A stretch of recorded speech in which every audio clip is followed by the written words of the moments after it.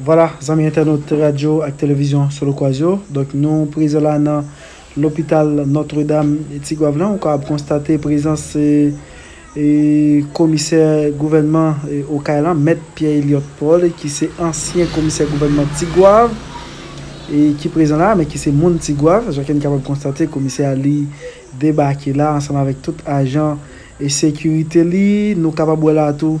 Ouais, voilà, c'est toujours commissaire gouvernement, qui a salué quelques monde là. Maintenant, là, c'est directeur de l'hôpital Notre-Dame. Nous voulons parler du docteur Fred Jasmin et qui a parlé avec le commissaire Pierre-Eliott Paul là, à mes internautes. Donc, c'est actuel commissaire et gouvernement, juridiction au CAI, amis internautes. Donc, c'est comme ça, ça y est, là, c'est civil Tigouave là. Nous voulons parler de Jean-Sonny Ludor, donc, cap avancé là, amis internautes. Voilà, donc, c'est directeur et prison civile Tigouave là. Donc, cap rivé là, toujours dans et chapelle Notre-Dame Tigouave qui trouvait le pourquoi elle est là dans l'hôpital Notre-Dame, amis internautes. Voilà, c'est toujours ancien magistrat de l'ordre des Granges qui est là, amis internautes. Donc activité qu'a faite dans l'idée pour capable et t'as dit marquer un passage donc docteur Saint-Firmin. Je mets mon espoir dans le Seigneur. Le bonheur se fasse à ma vie. On priera, prière. Je mets mon espoir dans le Seigneur. Je suis sûr de sa parole.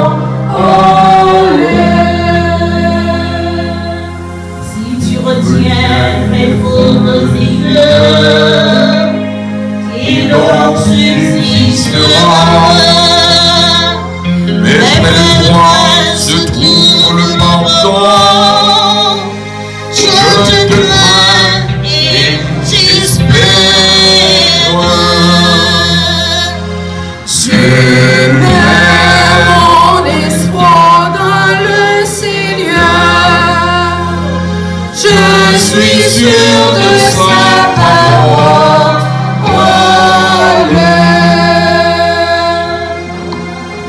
Mon âme entend le Seigneur.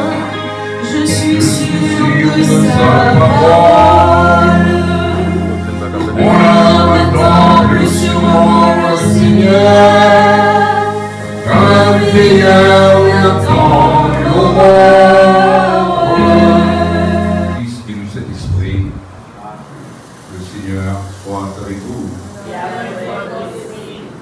C'est le mystère du Christ que l'Église célèbre. Seigneur, oh Seigneur, prends pitié, prends pitié. Seigneur, oh Seigneur, prends pitié. Prends pitié.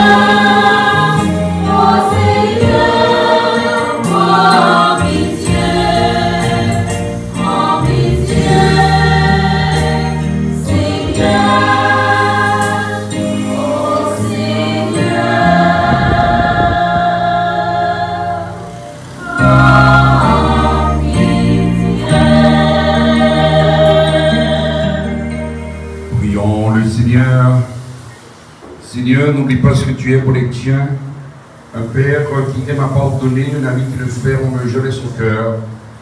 Écoute-nous quand nous t'implorons.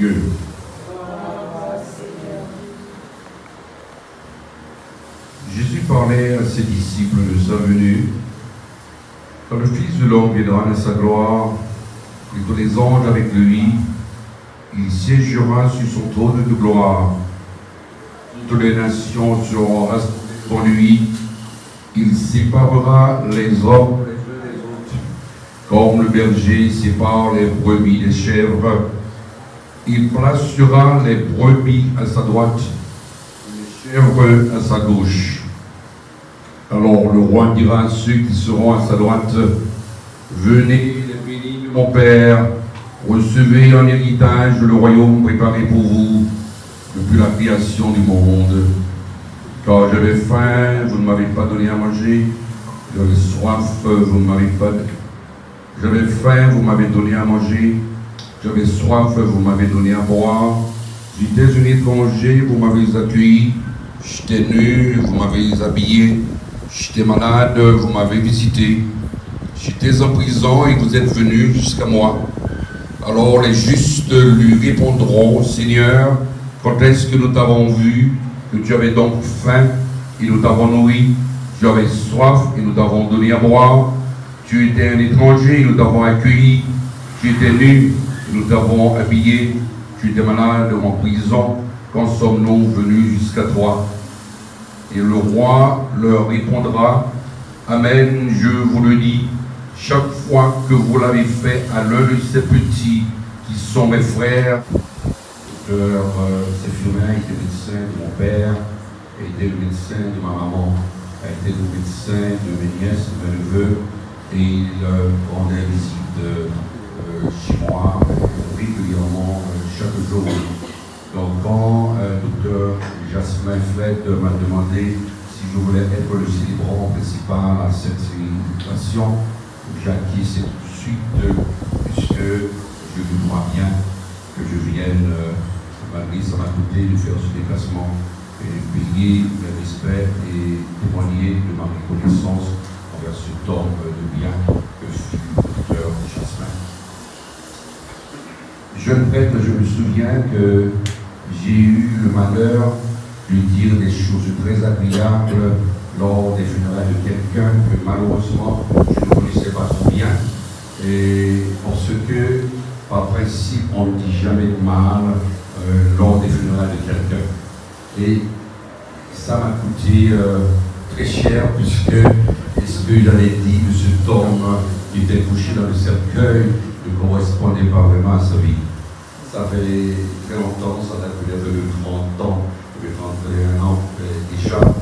Jeune prêtre, j'ai célébré les funérailles d'un homme, de Marie, et puis je me suis mis à parler de cet homme, à dire comment cet homme était un homme de bien, et comment cet homme était un homme responsable, comment cet homme aimait sa famille, comment cet homme respectait sa femme, et prenait soin de ses enfants, et c'était un père modèle. Tout ce que j'ai appris aussi bien à dire de bien des gens qui meurent.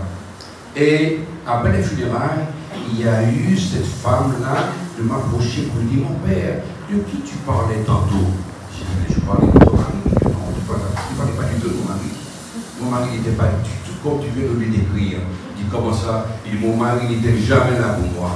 Mon mari n'était jamais là pour les enfants. Mon mari n'était pas un homme responsable. Mon mari n'était pas un mari fidèle. Mon mari n'était pas un père qui prenait soin de ses enfants. Et ça, je ne le savais pas. C'était quand même malheureux que j'ai eu à prononcer des mots qui ne correspondaient pas à la réalité de la vie de cet homme avec sa femme et avec ses enfants, avec sa famille. Mais aujourd'hui, les paroles que je vais vous prononcer, je suis sûr, correspondent exactement à cet homme que je vais vous décrire, puisque je l'ai connu de près, je l'ai pratiqué, je l'ai vu vivre à Tigouave. Docteur Séphirien. En prononçant son nom, je le vois tout simplement encore assis en face de l'hôpital, où il se tenait régulièrement chaque jour.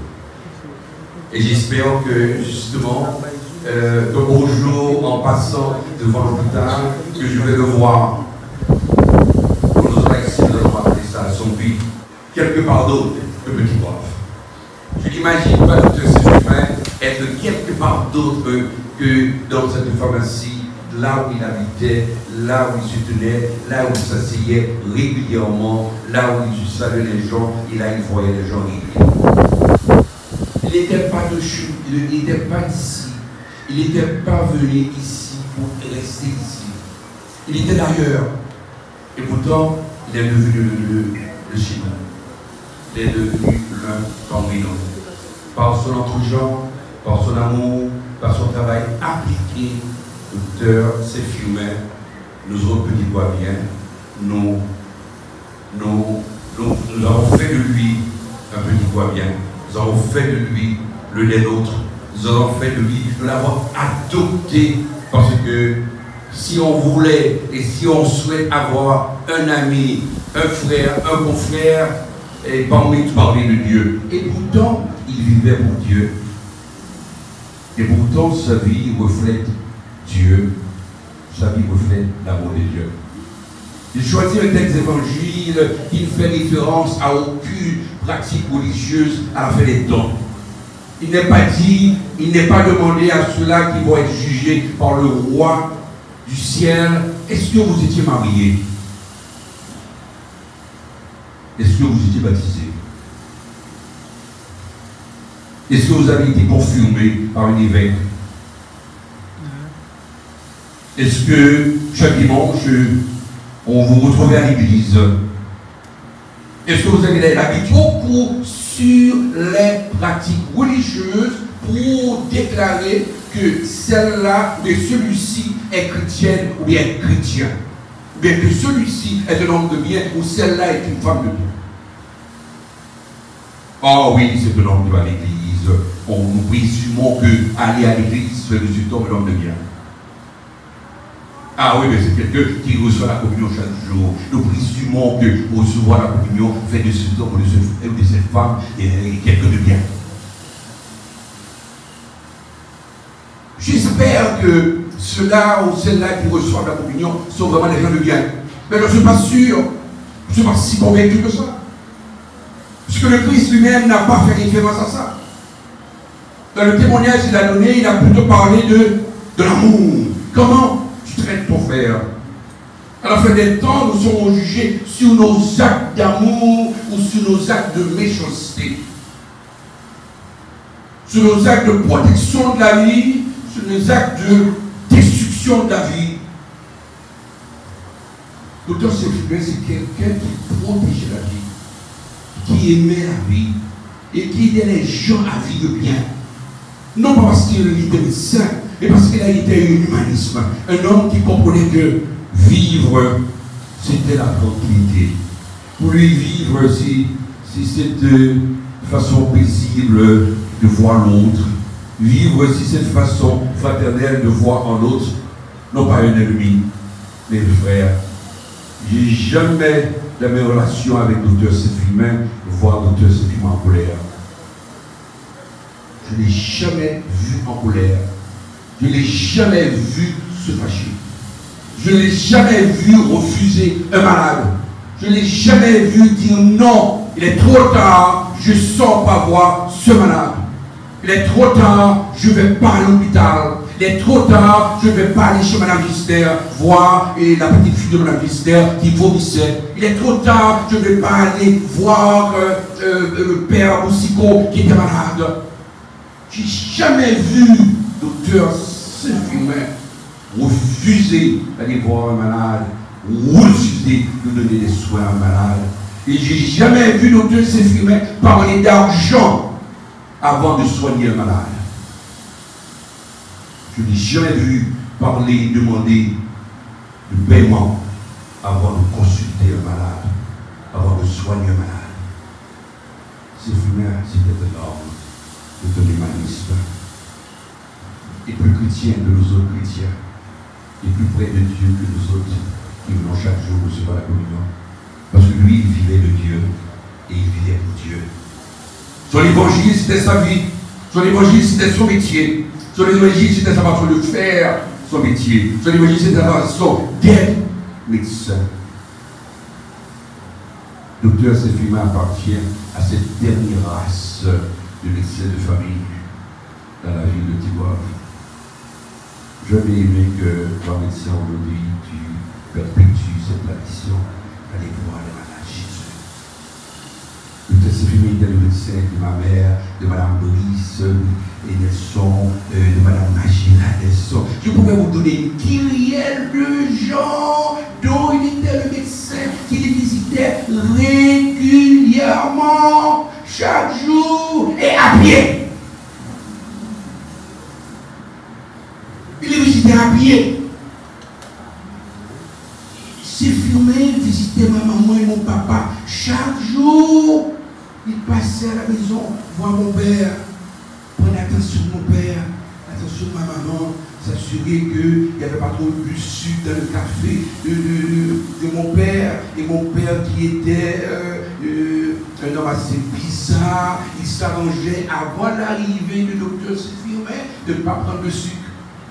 Mais une fois que le docteur Séphirmet est fini avec sa visite, il prenait son sucre. Et comme s'il pouvait tromper le docteur Séphirmet, le lendemain revenait et dit, mais si ta faute, il m'a dit oui, vous avez mon tissu. Il m'a trompé le lendemain. Séphirmet était de ces traces de médecin à la manière de docteur Caïmide, que beaucoup de vous n'ont pas connu. Vous n'avez pas connu le docteur Caïmide qui habitait justement en face de l'hôpital. Il y avait sa pharmacie du côté de la place. Et c'était le médecin de famille, le médecin qui visitait les gens, qui allait soigner les gens. Et le docteur Séphirmet, il faisait tout. Il était médecin de famille, il était pharmacien, il était psychologue, il était conseiller matrimonial. Il était tout, parce qu'il devenait membre des familles qu'il visitait.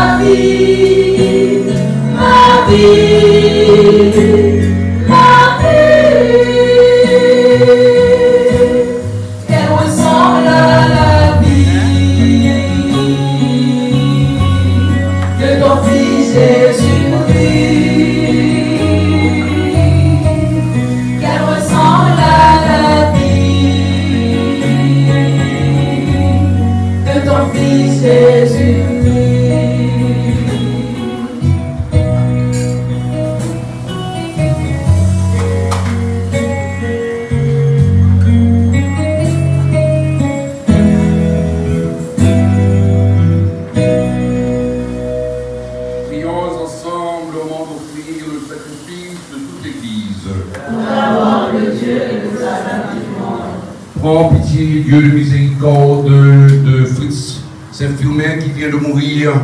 C'est pour lui que notre foi, le sacrifice qui donne la paix. C'est le péché a pu l'atteindre, si la faiblesse humaine l'a marqué. Que ton amour lui pardonne, que ton amour le purifie. Par Jésus ton Fils, notre Seigneur, qui vit et règne avec toi en l'unité du Saint-Esprit, un seul Dieu pour les siècles des siècles.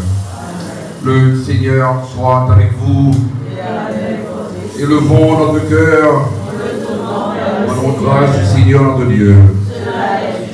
Vraiment, quel était saint, il est juste et bon de te rendre grâce toujours et en tout lieu, par ton Fils du bien-aimé Jésus-Christ notre Seigneur. Car il est ta parole vivante, par qui tu as créé toutes choses. C'est lui que tu as envoyé comme rédempteur et sauveur, Dieu fait homme, conçu de l'Esprit Saint, né de la Vierge Marie.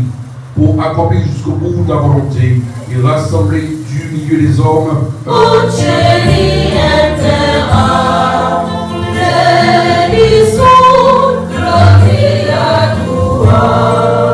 Hosanna in excelsis, Hosanna in excelsis.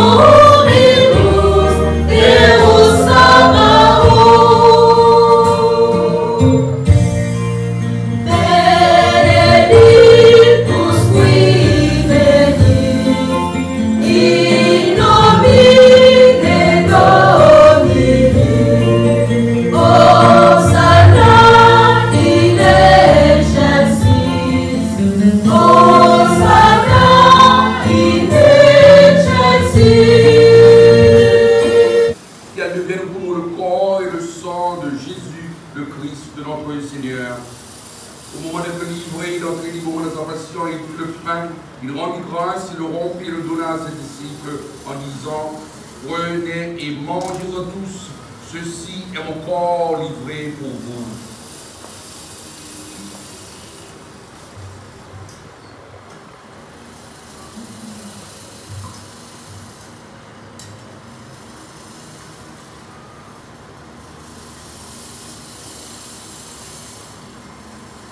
De même, à la fin du repas, il prit la coupe.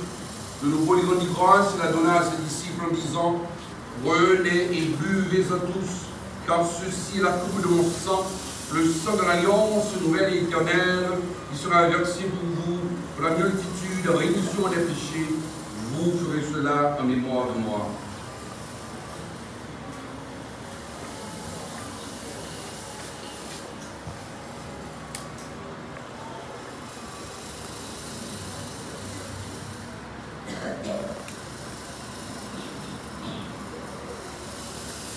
Il est grand le mystère de la foi.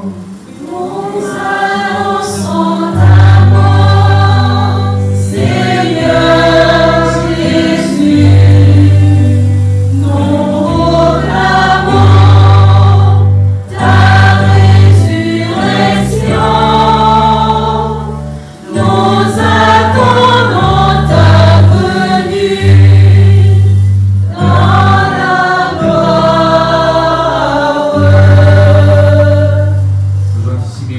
De la mort, de la résurrection de ton Fils. Nous t'offrons, Seigneur, le pain de la vie, la coupe du salut. Et nous te rendons grâce car tu nous as choisi pour servir en ta présence. Simplement, te demandons qu'en ayant part au corps et au sang de Christ, nous soyons rassemblés par l'Esprit Saint en un seul corps. Souviens-toi, Seigneur, de ton Église, répandue à travers le monde, qu'elle a grandi dans ta charité avec le Pape François, notre évêque Mathieu le roi Mésidor, et tous ceux qui ont la charge de ton peuple. Souviens-toi de Dr Fritz Saint-Germain, Saint-Firmin, que tu as appelé auprès de toi aujourd'hui. Puisqu'il a été baptisé dans la mort de ton Fils, avant de lui de participer à sa résurrection. Souviens-toi aussi de nos frères et de nos sœurs, qui se sont endormis dans l'espérance de la résurrection, de tous les hommes, toutes les femmes qui ont quitté cette vie. Reçois-les dans ta lumière auprès de toi. Sur nous tous enfin, spécialement sur les malades, qui réclament des soins dans cet hôpital, sur les médecins, les infirmières, les auxiliaires, sur tous les agents de santé, sur tous les agents décidés à faire respecter la vie, à protéger la vie, à protéger le roi, à protéger les faibles. Nous implorons ta bonté. Permets qu'avec la Vierge Marie, la bénédiction merveilleuse, avec Saint Joseph, son époux, avec les apôtres, les saints de tous les temps, qui ont vécu dans ton amitié, nous ayons part à la vie éternelle et que nous chantions ta louange par Jésus-Christ, ton Fils bien-aimé. En lui, avec lui et en lui, à toi Dieu le Père Tout-Puissant, dans l'unité du Saint-Esprit, toute honneur et toute gloire pour les siècles des siècles. Amen. Unis dans le même esprit, vous meniez avec confiance sur la prière que nous avons reçue du Sauveur. Notre Père qui est aux cieux, que ton nom soit sanctifié, que ton règne vienne, que ta volonté soit faite sur la terre comme au ciel. Donne-nous aujourd'hui notre pain de ce jour. Pardonne-nous nos offenses comme nous pardonnons aussi.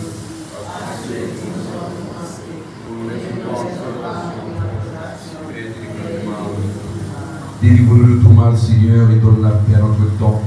Par ta miséricorde, libère-nous du péché. Rassure-nous devant les épreuves. Dans cette vie où nous espérons le bonheur que tu promets et l'avènement de Jésus-Christ, notre Sauveur. Car c'est à toi qu'appartiennent le règne, la puissance et la gloire.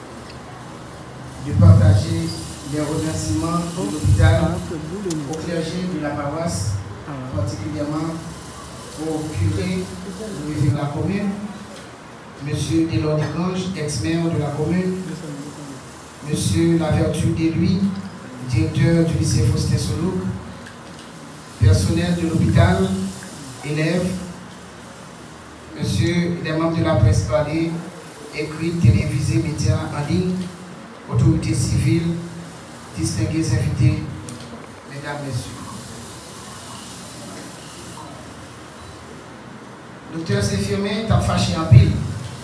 C'est à qu'on est mourir pour il va faire dans le Tigouave. Moi, je pensais qu'il était souhaité un tellement de faire Tigouave, mais le pays est tellement difficile. C'est pas ça qu'on m'a nouveau qui fait. Mais je dis, c'est volonté mauvais mondiaux qui a passé. Docteur Séfirmé a vécu parmi nous à Petit Gouave et pour Petit Gouave. Il a formé des générations d'hommes et de femmes au Petit Gouave. Il a pris soin des enfants, des jeunes et des adultes petit gouaviens pendant les décennies. Merci, docteur. Malgré les troubles politiques que connaît à répétition cette ville, vous n'avez jamais abandonné Petit Gouave.